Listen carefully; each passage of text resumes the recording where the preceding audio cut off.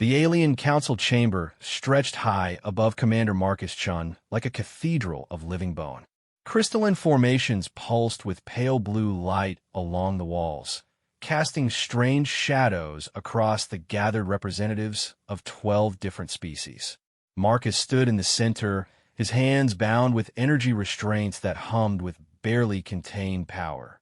His military uniform was torn and dirty from 3 days of captivity, but his back remained straight.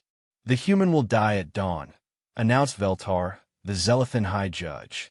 Her 6 arms gestured dramatically while her serpentine head swayed with each word. "The crimes against our alliance cannot go unpunished." Marcus said nothing. He had expected this outcome from the moment they dragged him before their tribunal. The charges were fabricated, of course. The humans had never attacked the Zealothan supply convoy. But truth mattered little when 12 species wanted to make an example of the newest member of their galactic community.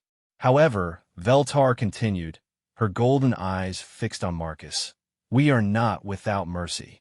The execution will be conducted in the traditional manner of the ancient rites." A murmur rippled through the assembled aliens. Some species chittered nervously while others remained silent. Marcus noticed how even the usually confident Drachmarie warriors shifted uncomfortably in their seats. "You will face the Nethys in single combat," Veltar explained. "If by some miracle you survive, you will be granted freedom and safe passage back to your pathetic little world."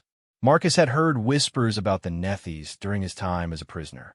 The other captives spoke of it in hushed, terrified voices. A creature of legend, they said, a beast that had never been defeated. The Alliance kept it for special occasions when they wanted to send a message. "What exactly is this Nethys?" Marcus asked, his voice steady despite the circumstances. Veltar's laugh was like breaking glass. "You will discover that soon enough, human."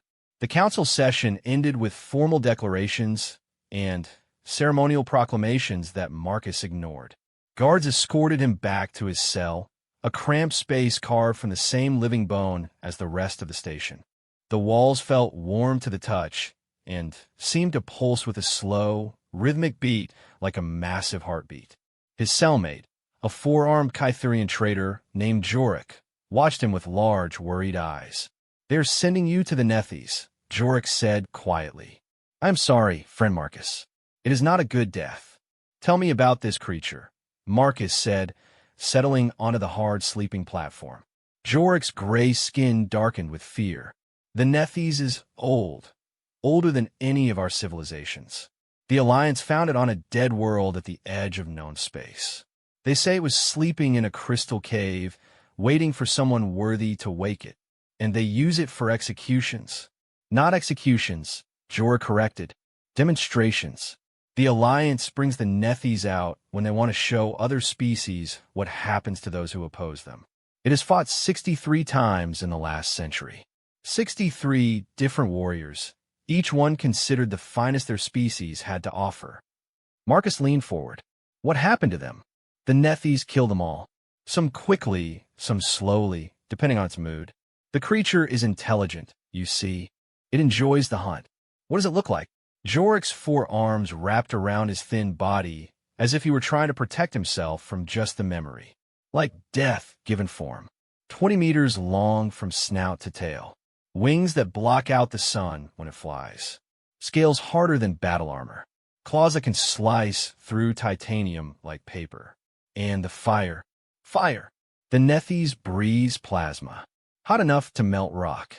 The arena floor is covered with glass from all the sand it has melted over the years." Marcus absorbed this information quietly. 20 meters of flying, fire-breathing death. No wonder the Alliance was so confident about the outcome. They probably planned to broadcast the fight to every human colony as a warning. "Has anyone ever come close to winning?" Marcus asked. "A Drachmarie war chief lasted 12 minutes once. That is the record. Most do not survive the first attack." The rest of the night passed slowly. Marcus tried to sleep, but found himself thinking about Earth, about his daughter Sarah, who was probably just starting her 2nd year at the academy. She would be proud of him for not begging, he thought. The Chin family had always faced death with dignity. Guards came for him before dawn. They marched him through corridors filled with aliens who had come to watch the spectacle. Some threw things at him, while others simply stared with curious eyes. Marcus ignored them all. The arena was a massive circular space carved from black stone. Tiers of seating rose up on all sides, already filling with thousands of spectators. The floor was indeed covered with glass, twisted into strange shapes by extreme heat. In the center sat a pile of weapons, traditional arms from dozens of different worlds. "Choose your weapon, human," announced the arena master, a bulky Garathian with arms like tree trunks. "Choose well." Marcus walked slowly around the weapon pile.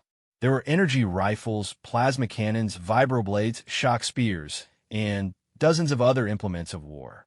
Most were designed for alien physiology, too large or too small for human hands. He finally selected a simple steel sword, well-balanced and sharp. If he was going to die, it would be with a weapon his ancestors would recognize. The crowd fell silent as massive gates began to open on the far side of the arena. Marcus could hear something moving in the darkness beyond, something large breathing in deep, measured sounds. The air started to smell like sulfur and ozone. Then, the Nethys emerged into the light. Jorik had not been exaggerating. The creature was enormous, its dark scales reflecting the arena lights like polished obsidian. Its head was roughly triangular, filled with teeth the size of daggers. The wings, folded against its back, looked large enough to cover a small building. But it was the eyes that caught Marcus's attention. They were intelligent, ancient, and filled with something that looked almost like sadness. The Nethys moved with fluid grace despite its size, padding across the glass floor without making a sound. It stopped about 30 meters away from Marcus and tilted its massive head, studying him with those strange, intelligent eyes. The arena master raised his voice for the crowd. "Citizens of the Alliance, today we witness justice serve upon the human who dared to attack our supply lines. Let the Nethys deliver the punishment this criminal deserves." The crowd roared its approval. Marcus kept his eyes on the dragon. Something was wrong here. The creature showed no aggression, no hunting instinct. If anything, it looked tired. "Come on then," Marcus said quietly, raising his sword. "Let's get this over with." The Nethys tilted its head further, almost like a curious dog. Then, to Marcus's complete shock, it spoke. The voice was deep and resonant, speaking in perfect galactic standard. "You are not like the others." Marcus nearly dropped his sword. In 63 fights, no one had ever mentioned that the creature could talk. "What do you mean?" Marcus asked, his voice barely carrying across the arena floor. "The others came here filled with rage or fear or desperation. You carry sadness, but also acceptance. Why do you not hate those who sent you here to die?" The crowd was growing restless, shouting for action. Marcus ignored them. "Because hate won't change anything. They've already decided how this ends. And you accept death so easily?" Marcus considered the question. "I accept that some things are beyond my control. But I'm not planning to make it easy for you." Something like a smile played across the dragon's massive features. "Interesting. You have no hope of victory, yet you prepare to fight anyway. It's what humans do. We fight impossible odds because someone has to. Even if we lose, maybe the next person will have a better chance."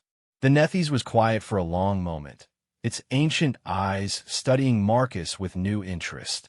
Around them, the crowd grew louder and more impatient.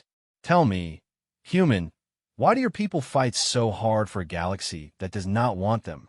"Because it's the right thing to do," Marcus said simply. "Because someone has to stand up for those who can't stand up for themselves. Because if we don't, who will?" The dragon's expression changed subtly. The sadness in its eyes deepened, but something else appeared alongside it. Something that might have been hope. "In all my years," the Nethys said slowly, "through all the warriors they have sent to die upon my claws, you are the first to speak of protecting others rather than seeking glory for yourself. Glory doesn't matter when you're dead." "No," the dragon agreed. "It does not." The arena master was shouting now, demanding that the fight begin. Energy weapons powered up in the control booth as the Alliance prepared to force the issue, if necessary. The Nethys suddenly reared up on its hind legs, spreading its wings wide, and roaring a challenge that shook the entire arena. The crowd fell silent, thinking the battle was finally about to begin. But the dragon's eyes remained fixed on Marcus, and when it spoke again, its voice was barely a whisper that only he could hear. "Human, would you trust me if I told you there was another way?" Marcus looked up at the magnificent creature towering above him, its scales gleaming like dark stars. Around them, thousands of aliens waited for his death. Above them, the Alliance leaders watched with satisfaction, certain of the outcome. "I don't have much choice in the matter," Marcus replied quietly. "What did you have in mind?" The dragon's smile was terrible and beautiful, something they will never expect. The Nethys lowered its great head until it was level with Marcus, close enough that he could feel the heat radiating from its scales. When it spoke again, its words were so quiet that even the sensitive recording equipment could not pick them up. "Climb onto my back, human, but make it look like I am taking you to kill you elsewhere." "Can you do that?"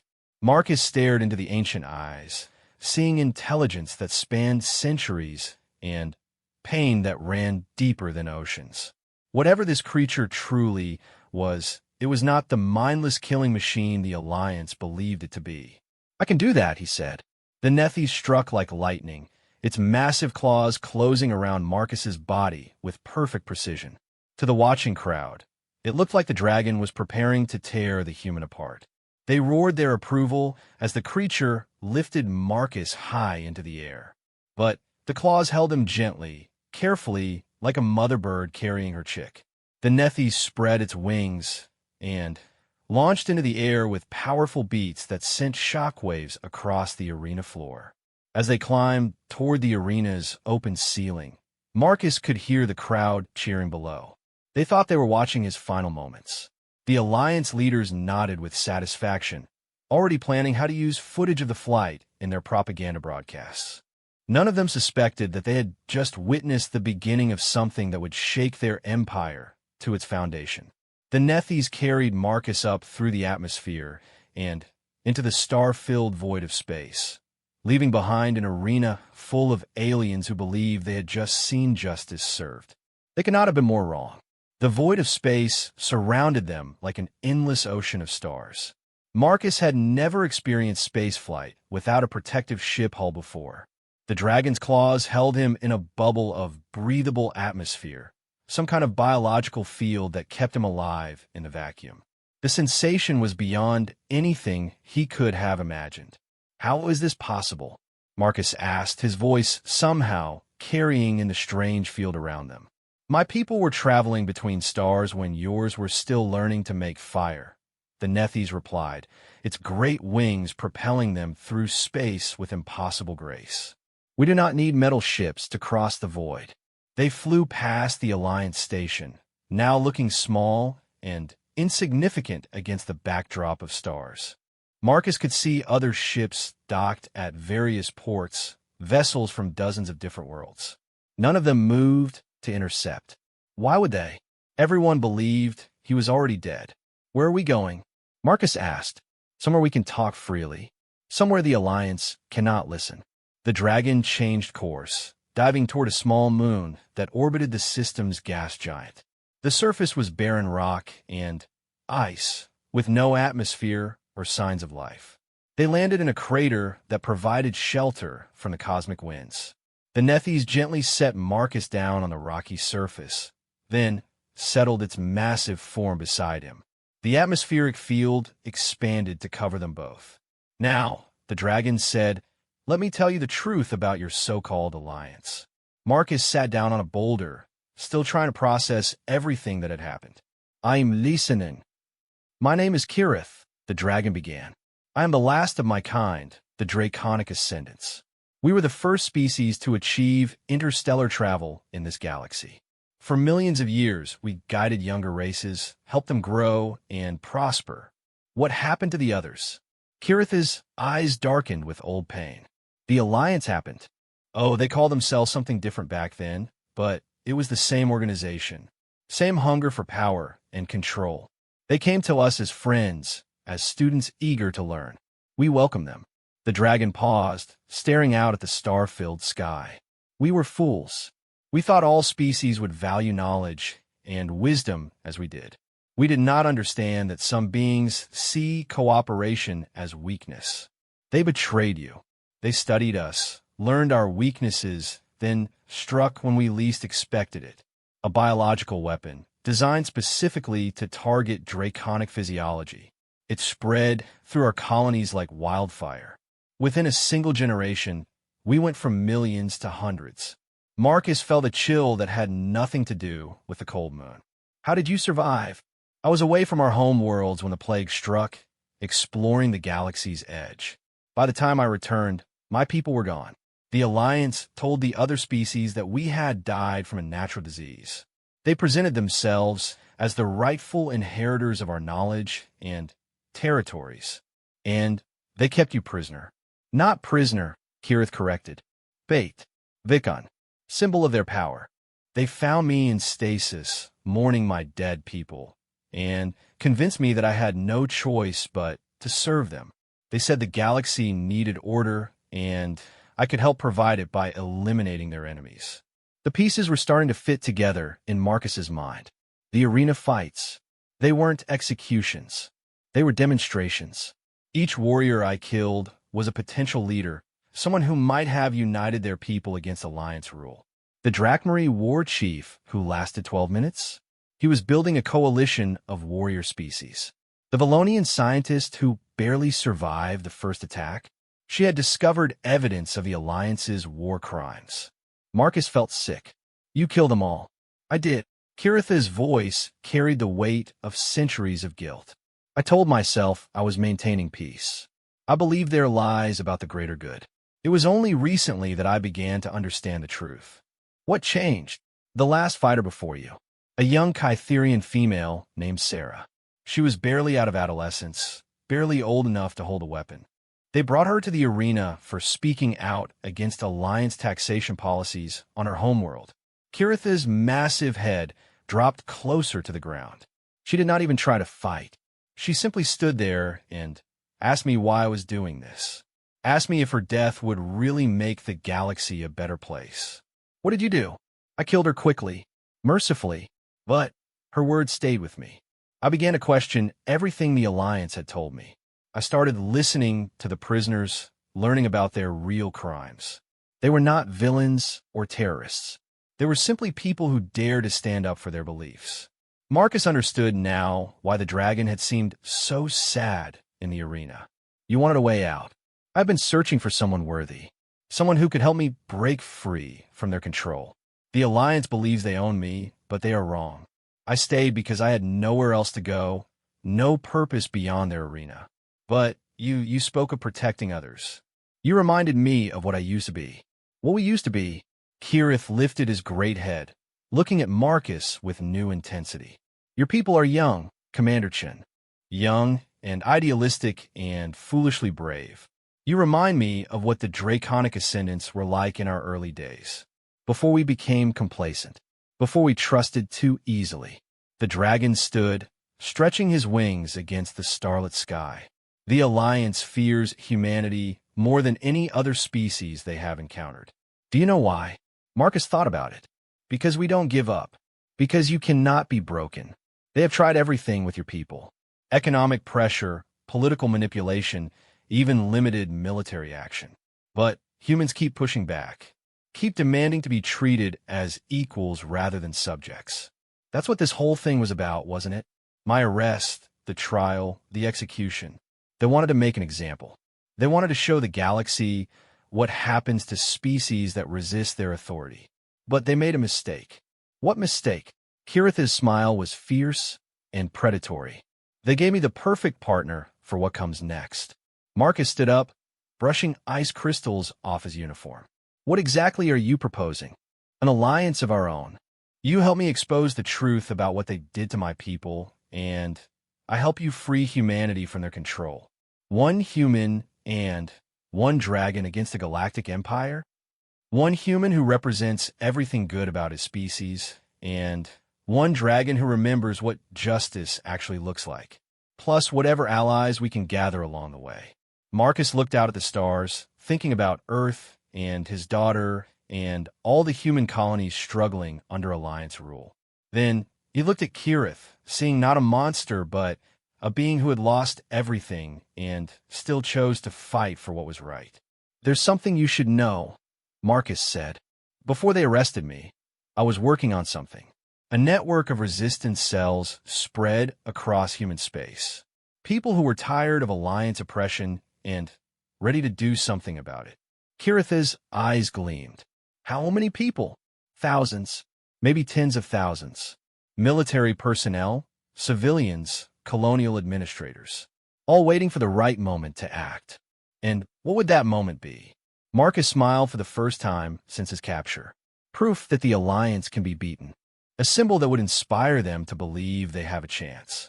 A dead human returning home, riding a dragon that was supposed to kill him. That would certainly get their attention."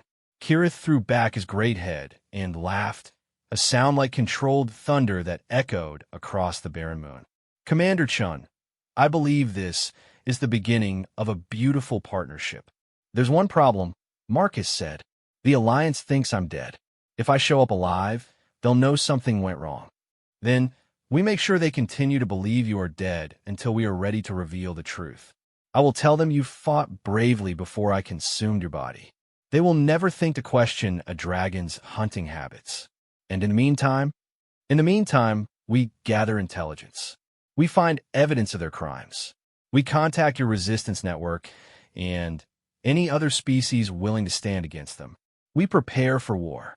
Marcus felt a surge of hope he had not experienced in years. For the first time since humanity joined the galactic community, they might actually have a chance to be free. "What about your control collar?" Marcus asked, noticing the metallic band around Kirith's neck for the first time. "This?" Kirith flexed his neck muscles, and the collar cracked with a sound like breaking stone. "I've been able to remove it for decades. I simply chose not to because I had nowhere to go. And now I have a mission again. A purpose beyond serving as their executioner." The dragon spread his wings, preparing for another flight through the void. "Climb onto my back, Commander. It is time to return to their station and play our roles. But know this, everything changes from this moment forward." Marcus climbed carefully onto Kirith's back, settling between the massive shoulder blades. The scales were warm to the touch and surprisingly comfortable. "Where do we start?" "With intelligence gathering. The Alliance keeps detailed records of all their operations in their central database. If we can access those files, we can prove what they did to my people and identify other species they have suppressed. That database will be heavily protected. Yes, by energy barriers and automated defenses. Not by anything that could stop a dragon who is supposed to be their loyal pet." As they lifted off from the moon's surface, Marcus felt the thrill of possibility. He was supposed to be dead, which meant he was free to act without restraint. No political considerations, no diplomatic protocols, no need to worry about escalation. "Kirith," he said as they flew back toward the station, "I think they're going to regret not killing me when they had the chance." "They're going to regret many things before we are finished," the dragon replied.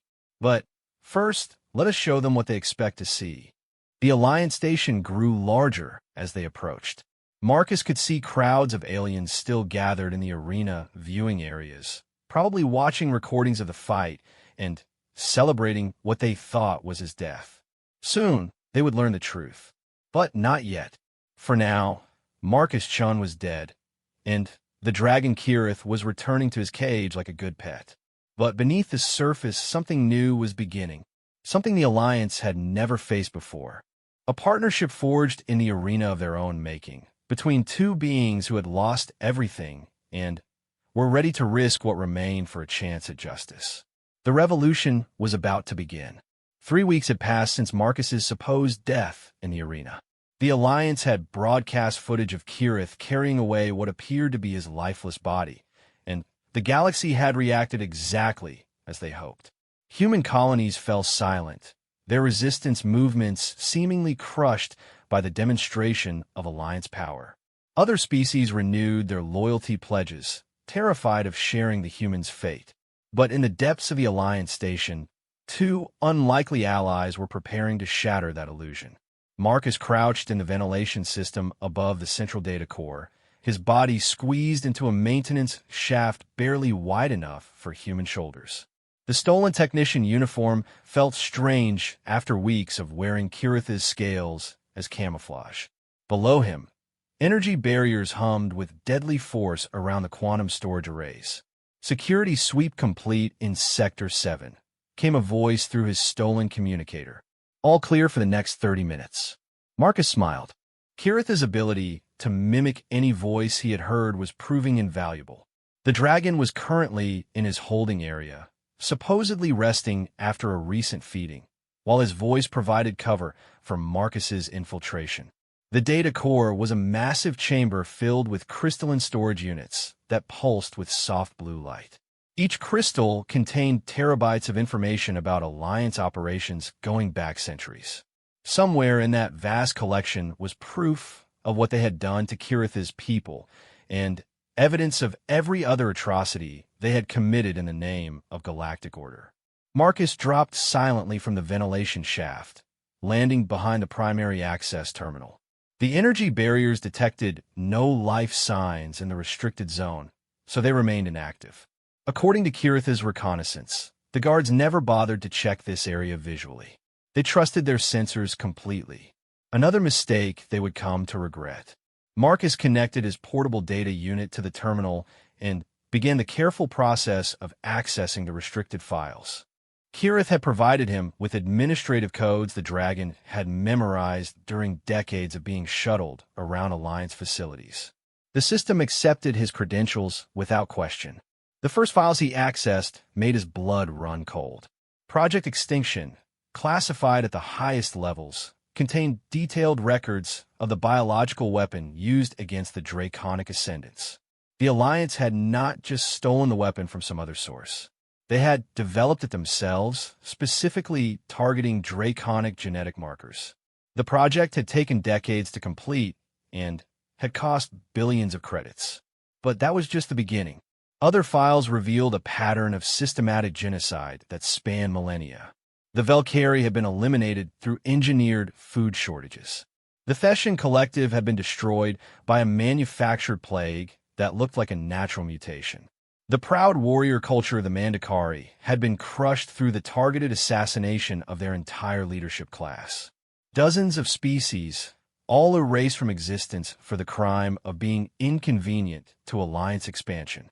Marcus copied everything he could find, his portable unit working frantically to process the massive data streams. Some files were too large to transfer completely, but even the summaries painted a picture of an organization built on lies and murder. "Marcus," Kirith's voice whispered through the communicator, using their private frequency. "We have a problem." "What kind of problem?" "High Judge Veltar has called an emergency council session. They're discussing something called Operation Cleansing Fire." Marcus's fingers froze over the keyboard. He had seen references to that operation in the classified files, but the details were locked behind security protocols he could not break. "What did you overhear?" "They're moving the timeline forward. Whatever they planned to do to humanity was scheduled for next year, but your supposed death has given them the confidence to act immediately." "How immediately?" "The fleet launches in 72 hours. Marcus felt ice in his veins. 72 hours was not enough time to warn Earth, even if he could find a way to send a message through Alliance communication networks. "I need more information," Marcus said, his fingers flying over the terminal controls. "Keep monitoring their communications. Be careful, my friend. I sense increased activity in the security sectors." Marcus found the Operation Cleansing Fire files just as alarms began to sound throughout the data core. Red lights flashed as automated systems detected his unauthorized access to the classified archives. Security doors slammed shut with thunderous crashes that echoed through the chamber. "Well," Marcus muttered to himself, "so much for subtlety." He had perhaps 90 seconds before security forces arrived in overwhelming numbers. The operation files were massive, far too large to copy in the time available. But he could read enough to understand the scope of what the Alliance planned. Operation Cleansing Fire was not just an attack on human military installations. It was total extermination. Every human colony, every settlement, every ship in space would be targeted simultaneously by Alliance fleets positioned throughout the galaxy. The operation would be complete within hours, leaving no survivors to spread word of what had happened. The official story would be that humanity had suffered a tragic plague, similar to what had supposedly killed the Draconic Ascendants. The galaxy would mourn their passing and accept Alliance protection from whatever mysterious disease had claimed another promising species. Marcus grabbed his data unit and ran for the ventilation shaft as security forces pounded on the sealed doors. The energy barriers were coming online, filling the chamber with deadly force fields that would cut him apart if he stayed much longer. He reached the shaft just as the doors exploded inward. Alliance security troops poured into the chamber, their weapons charged and ready. But Marcus was already crawling through the maintenance tunnel, following the route he and Kirith had planned for this exact scenario. "Kirith," he whispered into his communicator. "Execute Emergency Protocol 7. Understood. Beginning distraction sequence." Throughout the station, alarms began sounding for entirely different reasons. The holding area sensors detected massive energy spikes from Kirith's location, indicating that the dragon was apparently suffering some kind of medical emergency. Emergency response teams rushed toward the holding area while security forces remained focused on the data core breach. Marcus emerged from the ventilation system 3 levels away, in a section of the station devoted to civilian quarters. Alliance bureaucrats and their families lived here in comfortable apartments, completely unaware that their government was built on the bones of murdered species. He needed to reach Kirith, but the direct routes would be crawling with security forces by now. Instead, he took a longer path through the civilian areas, moving confidently like he belonged there. The stolen technician uniform provided perfect camouflage among the maintenance staff. As he walked, Marcus activated his data unit and began transmitting everything he had stolen to a series of dead drop locations throughout Alliance space. The files would be automatically forwarded to resistance cells, independent journalists, and sympathetic aliens who had long suspected the truth about their government. By the time he reached the holding area, half the galaxy would know about the Alliance's crimes. But that still left the immediate problem of Operation Cleansing Fire. Kiritha's holding area was in chaos when Marcus arrived.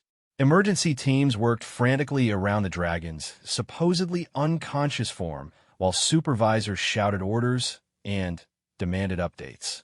No one paid attention to another technician entering the area. "Status report," Marcus said to the nearest emergency coordinator, trying to sound like he belonged there. "Massive neural activity spike," the coordinator replied, without looking up from his scanner. The creature appeared to go into some kind of seizure state. "Brain activity is off the charts, but we cannot determine the cause." "Has this happened before?" "Never. The Nethys has been completely stable for decades. This is unprecedented." Marcus nodded and moved closer to Kiritha's head, pretending to check sensor readings. When he was close enough, he whispered just loud enough for the dragon's acute hearing. "Time to go." Kiritha's massive eye opened just a fraction, confirming he had heard. Then, with theatrical timing that would have impressed human actors, the dragon began to convulse.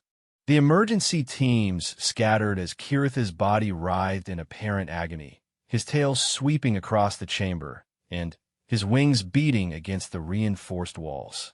Alarms screamed as his movements triggered every safety protocol in the facility. "Evacuate the area," shouted the senior supervisor. "All non-essential personnel, clear the holding chamber immediately." In the confusion, Marcus slipped behind a support pillar and waited. Emergency teams retreated to safe distances while automated systems tried to contain what they believed was a medical crisis. Sedative gas poured into the chamber, but Kiritha's biology was apparently too alien for the chemicals to affect him. "The containment systems are failing," reported a technician. "His movements are damaging the holding bay infrastructure. Can we move him to a more secure location? Not while he is in this state. We need to wait for the episode to pass." That was exactly what Kirith had been waiting to hear.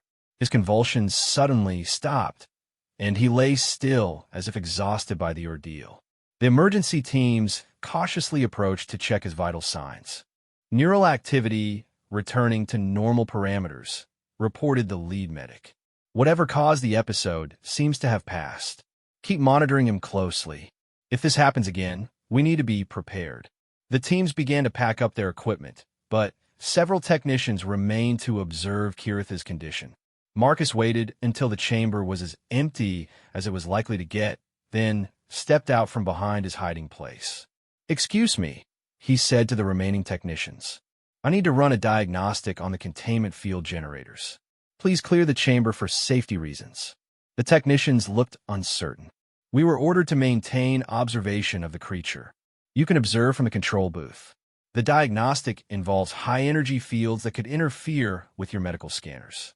It was a reasonable explanation, delivered with confident authority. The technicians gathered their equipment and retreated to the observation booth overlooking the chamber. As soon as they were gone, Marcus approached Kiritha's head. "Nice performance. I considered a career in theater before the Alliance enslaved me," Kirith replied quietly. "Are you ready to leave?" "More than ready. We have 72 hours to prevent the complete extinction of my species. Then, let us begin the most important flight of our lives." Kirith rose to his full height, his massive form filling the chamber. The observation booth erupted in panicked voices as technicians realized something was wrong. But before they could sound any alarms, Kirith moved with impossible speed. His claws closed gently around Marcus as energy fields sparked and died around them. The dragon's natural abilities disrupted every electronic system in the holding area, creating cascade failures throughout the station's network. Emergency lighting activated as main power systems overloaded. In the confusion, no one noticed the chamber's outer hull beginning to glow with intense heat. "Hold on," Kirith warned Marcus. The dragon breathed a concentrated beam of plasma at the external wall. Metal and composite materials vaporized instantly, creating a hole large enough for Kirith to fly through. Atmosphere rushed out into space, but the dragon's biological field protected both of them as they escaped into the void. Behind them, the Alliance Station's emergency systems struggled to contain the breach. Automated repair systems worked frantically to seal the hole, while security forces finally realized that their prize execution beast had just escaped with a passenger who was supposed to be dead.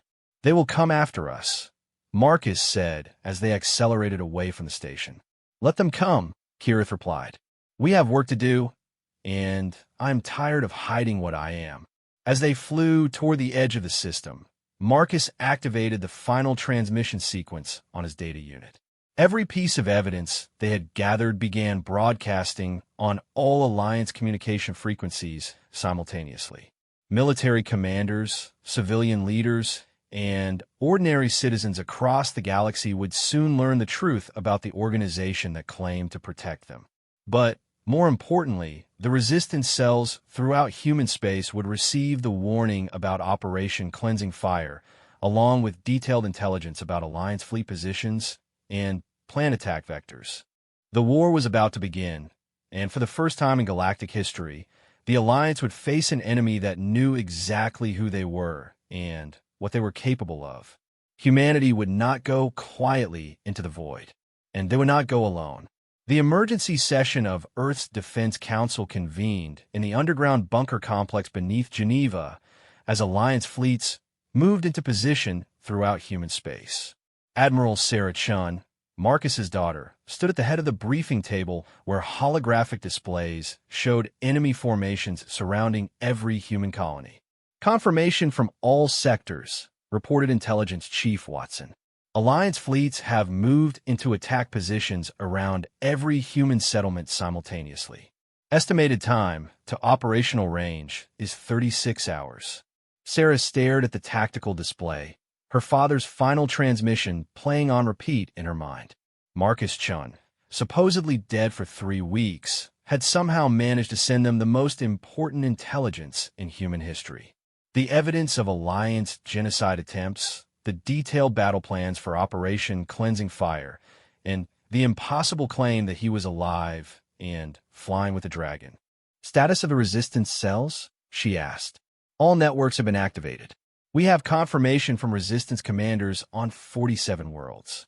Military units are standing by for coordinated response, and civilian populations are being evacuated to prepared shelters. It won't be enough, said General Morrison, the gruff veteran of the border wars. Even with advance warning, we're facing odds of 20 to 1. They have ships positioned to hit us from every direction simultaneously. Sarah nodded grimly. The intelligence her father had provided gave them a chance to fight back, but the mathematics were brutal. Humanity simply did not have the ships or firepower to match the Alliance fleet. What about the other species? She asked. Have any responded to the evidence broadcasts? Several independent worlds have expressed outrage about the genocide revelations, Watson replied. But none have committed to military support. They're all terrified of Alliance retaliation. The room fell silent as the reality of their situation sank in. Humanity was about to face extinction, and they would face it alone. That's when the proximity alarms began to sound. Unidentified contact approaching Earth at impossible velocity, reported the sensor technician. Whatever it is, it's moving faster than any known spacecraft. Size, roughly the dimensions of a heavy cruiser, but the sensor signature doesn't match any known ship design. It's organic.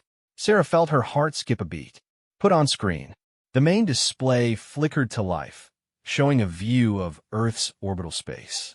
At first, there was nothing visible except stars and the distant shapes of human defense platforms. Then, something moved across the field of view, something that made everyone in the room gasp. A dragon flew through the vacuum of space, its massive wings somehow propelling it between the stars.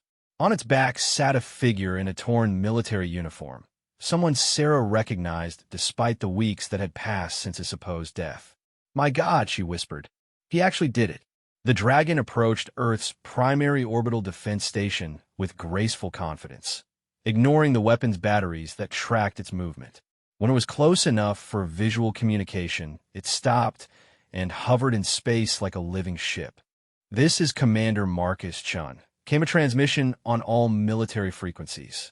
I request immediate clearance to land at Defense Command.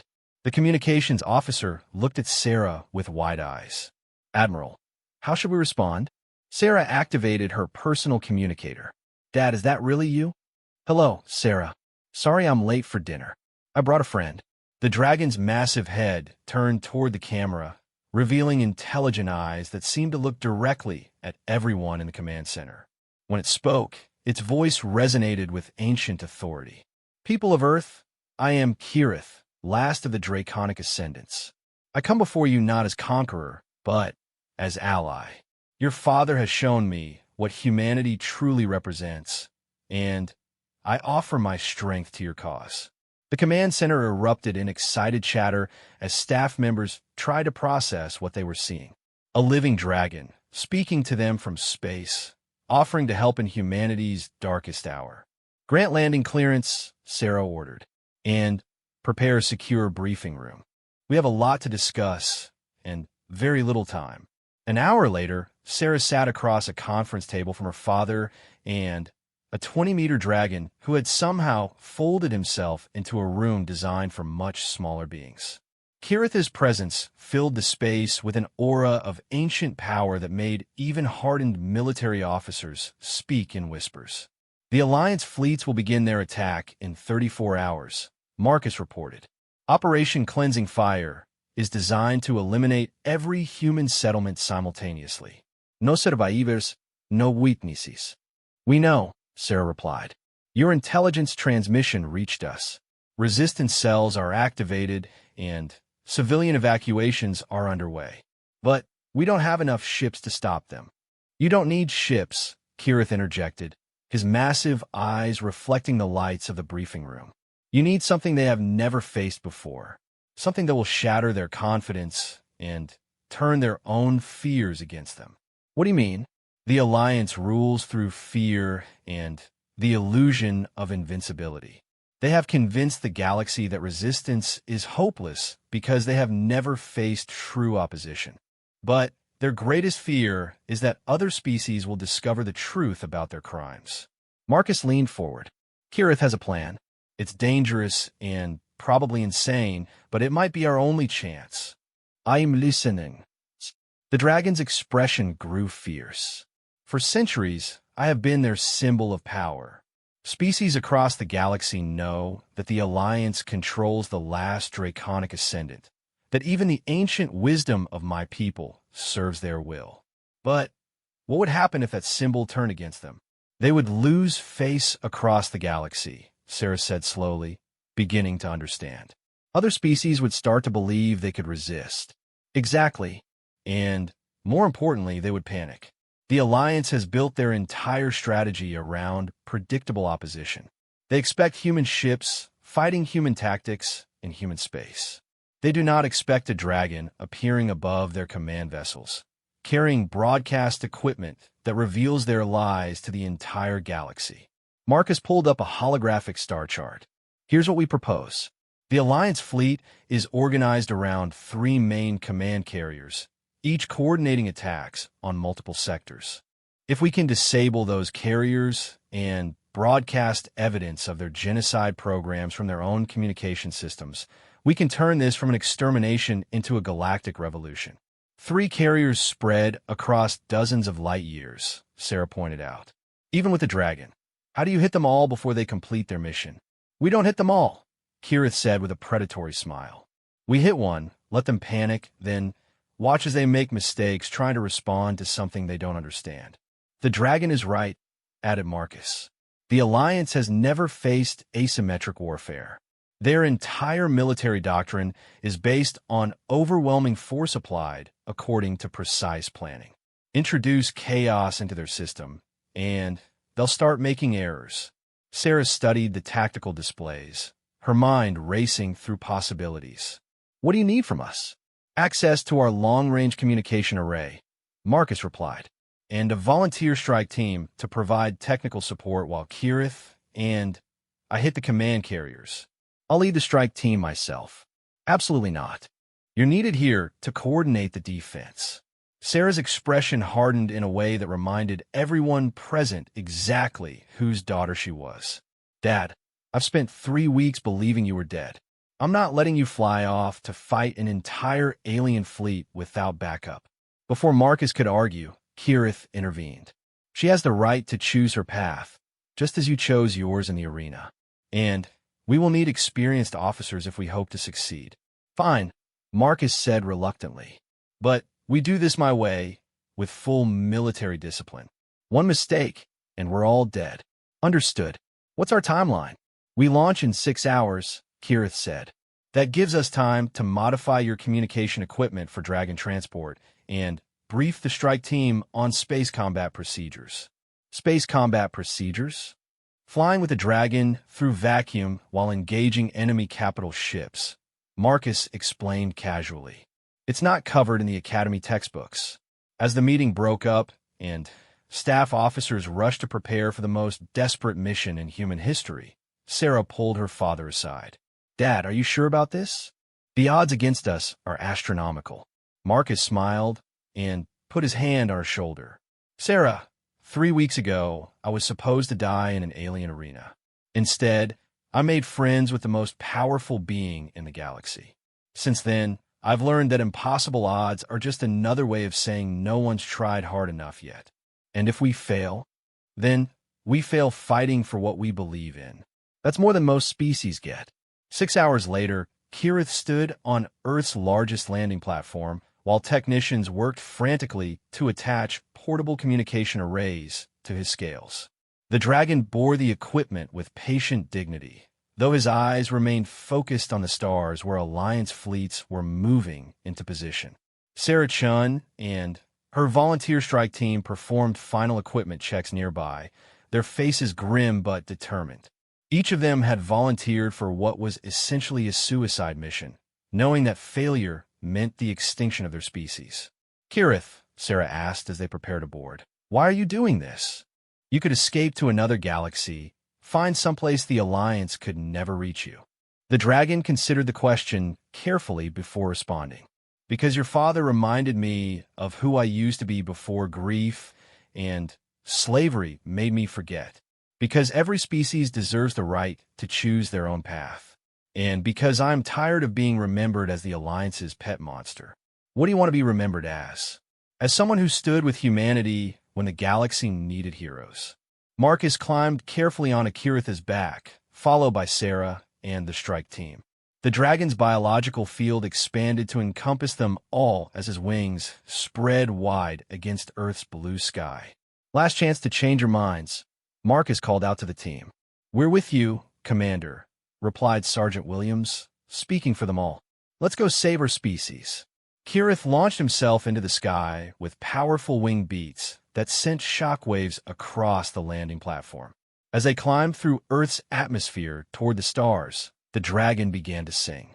It was an ancient song, older than human civilization, a melody that spoke of courage in the face of darkness and hope when all seemed lost. The sound carried across every human communication frequency, reaching resistance fighters and civilians throughout human space. Across the galaxy, beings who had never heard draconic music stopped what they were doing to listen. Alliance officers on their command ships felt a chill they could not explain. Other species remembered legends of the ancient dragons and began to whisper among themselves. The last draconic ascendant was flying to war, and the galaxy would never be the same.